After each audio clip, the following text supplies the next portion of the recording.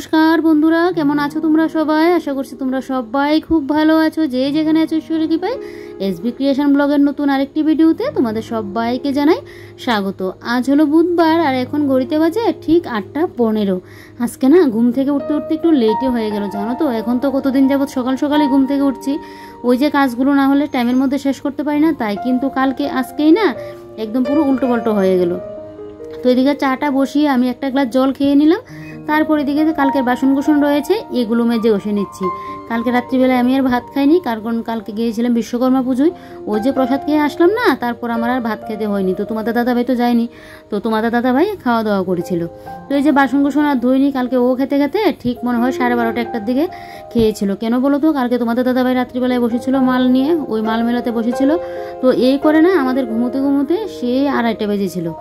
তো সেই তারপর তো বুঝতেই পারছো ঘুমিয়ে আর তো সকাল হতে কতক্ষণ। আমি একবার ওকে বলছি মজা করে যে আর ঘুমোবো না, সকালবেলায় না হলে একটু মর্নিং ওয়াক করে বেরোবো। এই তো 2:30 বাজছে, আর কিছুক্ষণ বাদেই তো 4টা 4:30 বাজলে আবার ভোর ভোর হয়ে যাবে, সকাল হয়ে যাবে। তো এই বলে মজা করে তারপর এই তো 2:30টার দিকে গিয়ে ঘুমোলাম। ওই যে ওর মালপত্র মেলাতে বসলো, তাই আরও তো রয়েছে বাকি, ঘরেরগুলো করলো আর বাদ বাকিগুলো যে আসবে ওগুলো তো আবার করবে। এই না এখন থেকে এরকমটাই আমাদের হবে। পুজো আসলেই না, পুজোর মানে একদম 15-20 দিন আগে থেকে না এইরকমই এটা শুরু হয়ে যায়। তারপর পুজো টুজো যাবে, তখন গিয়ে আবার আমাদের সব কিছু ঠিকঠাক হবে, না হলে আগ মুহূর্ত থেকে একটু কষ্টই হয়। তো যে সমস্ত মালপত্র মিলিয়ে ঘুমোতে ঘুমোতে 2:30, আর দেখবে বিছানায় পড়লে তো সাথে সাথে আর ঘুম আসে না। তো ঘুম আস্তে আস্তে প্রায় 3টা। আমার শাশুড়িমা পুজো দিচ্ছিল, ঘন্টার শব্দ শুনে না ঘুম ভাঙলো। তো উঠেই তো তাড়াহুড়ো করে এদিকে আবার ও দোকানে যাবে, তাড়াহুড়ো করে এদিকে টিফিনটা করলাম, টিফিনটা করে এদিকে চাটা খেয়ে তারপর এই যে এখন আমি ভাতটা বসিয়ে দেবো। তো এদিকে দেখো চালটাও ধুয়ে এখানে নিয়ে নিয়েছি।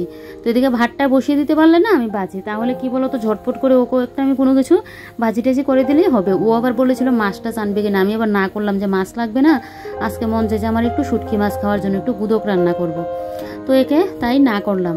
তো এদিকে দেখো ওই যে কাপড়গুলো কালকে ভিজিয়েছিলাম দেখলে, তো এগুলো তো কালকে আমি বিকেলের দিকে ধুয়েছিলাম, ওগুলো শুকিয়ে গেছে। তো এবারে এগুলো না গুছিয়ে রাখবো। আগেও কতগুলো কাপড় একবার ধুয়েছিলাম, তো বেশি কাপড় বের করে নিই, 3-4টার মতো বের করেছিলাম, আর বাদ বাকি কাপড়গুলো এমনিতে রেখে দিয়েছি। সব কাপড় যদি বের করে নিই না, সবগুলো একদম তেল চিটে হয়ে যায়। তো আমার আবার সবগুলোকে গরম জল দিয়ে ধুতে লাগে, তাই কিছু কিছু করে বের করি। তো এবারেও দেখো এখানে যে কয়েকটা কাপড় বের করলাম, এখান থেকে শুধু 2টা কি 3টা কাপড় রাখবো গ্যাসের সামনে, না হলে বাদ বাকিগুলো না তুলে রাখবো। না হলে সেই পুজো আসলে তো আবার নিরামিষ খাওয়া হয়, তখন আমাকে আবার এই সবগুলো ধুতে লাগবে। তাই জন্য পুজোর সময় তো 3 দিন যাবত নিরামিষ খায়, তখন ঘরের ফ্রিজ টিজ যা আছে সমস্ত কিছু পরিষ্কার করে নিই। ওই যে বিলুষষ্ঠীর আগের দিন গ্যাসটা একদম পুরো পরিষ্কার করে নেব। তখন তো আর আমার ইয়েও থাকে না, সকালবেলায় রান্না করে নিয়ে যায়, ওই যে দুপুরের খাবারটাও নিয়ে যায়, দোকানেই খাওয়া হয় দুজনের। আর তো রাত্রিবেলায় এসে তখন একটা সিদ্ধ ভাত বা কোনো কিছু একটা করে নিই, অতটুকুই। তো এদিকে দেখো এবারে সবজিও আমার কাটা হয়ে গেছে, 5 মেশালি সবজি একটা বানাবো আর একটা গুদক বানাবো, কারণ তোমার দাদাভাই আবার ওই যে গুদকটা বেশি একটা পছন্দ করে না, খাবে একটুখানি। তো ওর জন্য আবার নিরামিষ সবজি একটা করছি। আর ওই যে চাল ধোয়া জলটা এবারে দেখো গাছের গোড়ায় গোড়ায় কিন্তু আমি দিয়ে দিচ্ছি। চাল ধোয়া জলটা না খুব ভালো, জানো তো, গাছের জন্য। যে গাছগুলো দেখবে সহজে মানে গ্রো করে না, সেই গাছগুলোর মধ্যে যদি চাল ধোয়া জলটা দিয়ে দিতে পারো না, সহজে দেখবে গ্রো করবে। আর ওই যে দেখো উপরে যে জানলার মধ্যে মানি প্ল্যান্টটা রাখা, ওই মানি প্ল্যান্টের মধ্যে কিন্তু দিয়ে দিলাম। তারপরে একবার তো সকালে ধুলাম, তারপরে এই যে চাটা খাওয়া হলো, এই বাসনগুলো আমি কিন্তু এখানে রেখে দিলাম। তারপরে একদিকে রান্না হচ্ছে, আর একদিকে দেখো এবার আমি রান্নাঘরটা ক্লিন করে নেব, যেটা আমি বরাবর করে থাকি। আজকে ঘুম থেকে উঠতে দেরি হলেও, দেরি করে ঘুম থেকে উঠেও আমি কিভাবে আমার সংসারের কাজগুলো একদম টাইমের মধ্যে শেষ করি, সেটাই কিন্তু আজকে আমি তোমাদের সাথে শেয়ার করতে চলেছি। আর দেখছি তোমরা আমার কাজ বাজগুলো পছন্দই করছো। কি বলো তো, তোমরা যখন আমাকে সুন্দর সুন্দর কমেন্টগুলো করো, সেই যেন আমি পরের দিনকে যে একটা ভিডিও করব, ওই ভিডিওটা করতে গেলে যেন আমি একটা এনার্জি পাই।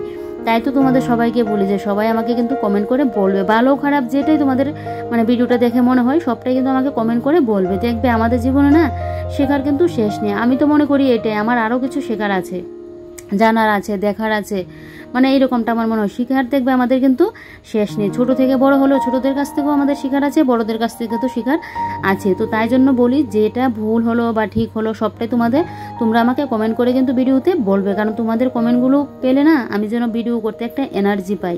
কি আর তোমাদেরকে বলি, সে আমার যেন একা একা এখন মনেই হয় না যে আমি একা একা ঘরটার মধ্যে থাকি। কি বলো তো, তোমাদের দাদাভাই তো টাইমে মানে ইয়েতে চলে যায়, দোকানে চলে যায়, তারপর তো আমি একা একা এই যে রান্না বান্না করবো, ঘর দূরের কাজ টাজ করবো। তো আগে যখন ভিডিও করতাম না, এমনিতে তো এগুলো মানে কাজ টাজ করে ফ্রি বসে থাকতাম, মোবাইল ঘাঁটতাম এরকম। এখন তো ভিডিও করছি বলে তোমরা এগুলো দেখতে পাচ্ছ। আর কি বলো তো, ওই যে একা ভাবটা যেন মনে আসে না অনেক সময়, না হলে কাজ টাজ করার পর ভালো লাগছে না, কি করব এরকমটা। আমার তো কি যে এরকমটা হতো না, কিছুদিন বাদে বাদে এরকমটা হতো, কোনো কিছু ভালো লাগছে না, কোথায় যাব, মানে সময় যেন কাটতো না।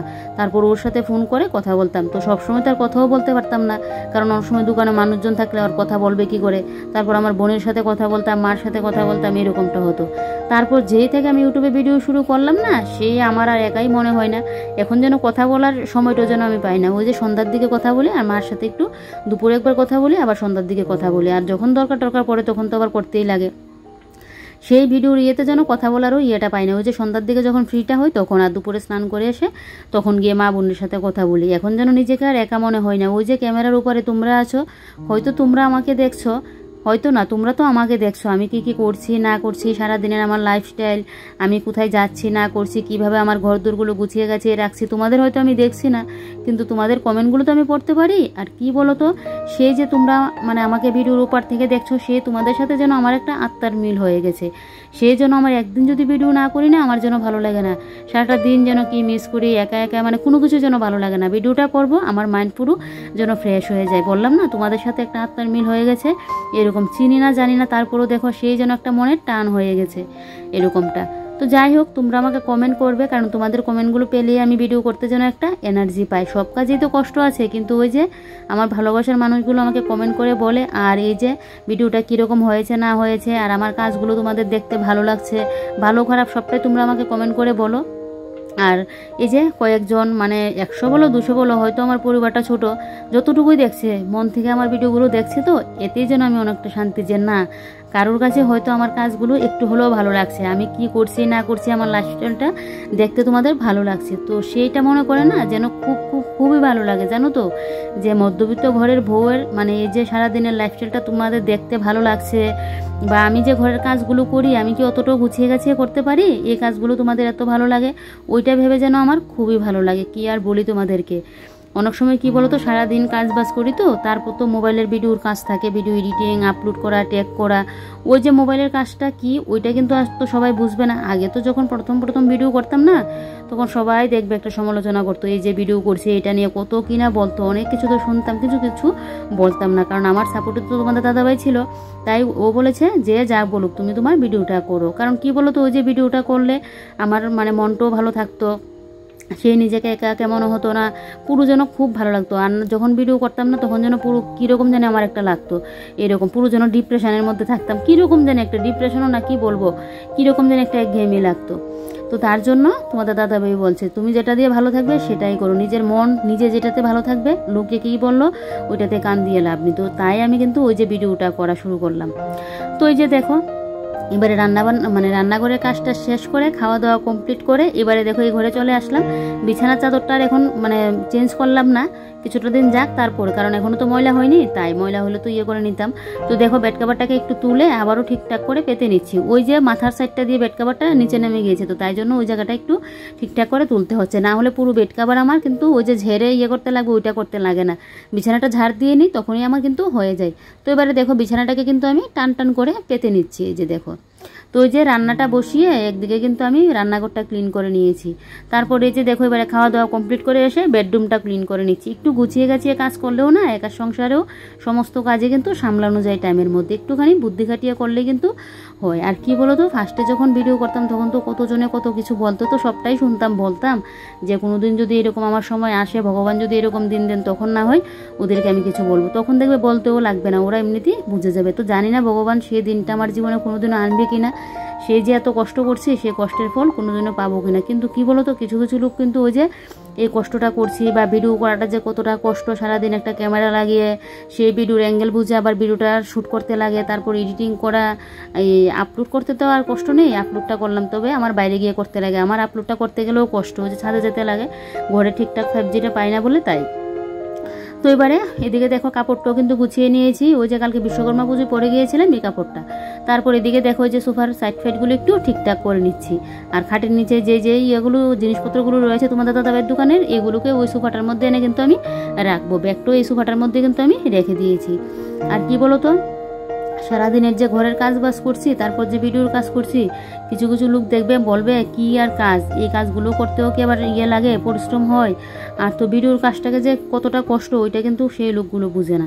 এরকমটা কিন্তু অনেকে কিন্তু মনে করে এরকমটা, জানো তো। তারপরেও থাকবে কে কি মনে করলো এটা আমার দেখার বসে নেই। কিন্তু ওই যে সব কাজে তো কষ্টটা আছে বলো, কিন্তু অনেকে কিন্তু ওই যে ভিডিও করাটা কতটা কষ্ট ওইটার গুরুত্ব যেন বুঝে না, মনে করে যেন সারাদিন আমি তো বসে বসে খাই, একদম ঘর দূরে বসে থাকি, এই তো একটুখানি কাজ এক চুটকিতে হয়ে যায়। কিন্তু যে কাজ করে সেই বোঝে। কিন্তু একার সংসারেও কিন্তু অনেক অনেক কাজ, সেই কাজগুলো সামলাতে কিন্তু অনেকটা সময় লাগে।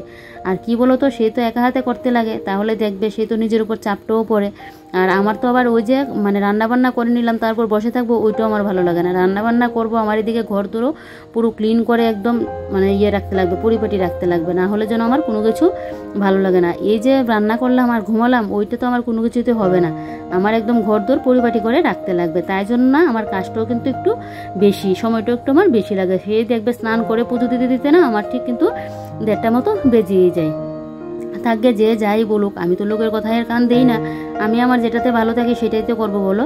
আর এটাই কিন্তু দরকার, যে নিজে যেভাবে ভালো থাকবে সেটারই কিন্তু দরকার, সেই কাজটা করাই কিন্তু দরকার। কারণ তোমার ভালো থাকার কথা কিন্তু কেউ চিন্তা করবে না, যে তুমি কিভাবে ভালো থাকবে ওইটা কিন্তু কেউ কোনোদিনও ভাববে না। উপরন্তু তোমাকে নিয়ে আরও 2টা কথা বলবে। তার জন্য নিজেকে ভালো রাখার দায়িত্ব একমাত্র কিন্তু নিজেরই, আমি কিভাবে ভালো থাকবো। তো সেই দেখবে তাহলে কিন্তু সব কিছু ঠিকঠাক থাকবে। তো এদিকে দেখো এবারে সোফাগুলোকে গুছিয়ে গাছিয়ে ঠিকঠাক করে, এদিকে দেখো ওই যে খাটের নিচে জিনিসপত্রগুলো ছিল কয়েকটা, এগুলোকে এই সোফার উপরে রেখে দিলাম। তারপর এদিকে খাটের তলাটাকে ভালো করে ঝাড় দিয়ে নিলাম, নিয়ে এদিকে দেখো এবারে ওই যে এই ড্রেসিং টেবিলের নিচটা ঝাড় দিয়ে, এবারে দেখো মডুলার ড্রয়ারের নিচটাও কিন্তু ভালো করে ঝাড় দিয়ে নিয়েছি। এই যে দেখো এবারে সোফার তলাটাকে ভালো করে ঝাড় দিয়ে নিচ্ছি। ঘর ঝাড় দিতে গেলে না ওই যে যখন ঘরটা গুছাই তখন আবার আমার একটু সময় লাগে, কেন বলো তো, ওই যে কোনাগানি মেরে ভালো করে ঝাড় দিতে, তাই। আর সকালে বাসি ঘরটা ঝাড় দিতে আর বিকেলের ঘরটা ঝাড় দিতে অতটা আবার হয় না, কারণ তখন তো এত নোংরা হয় না, তাই জন্য।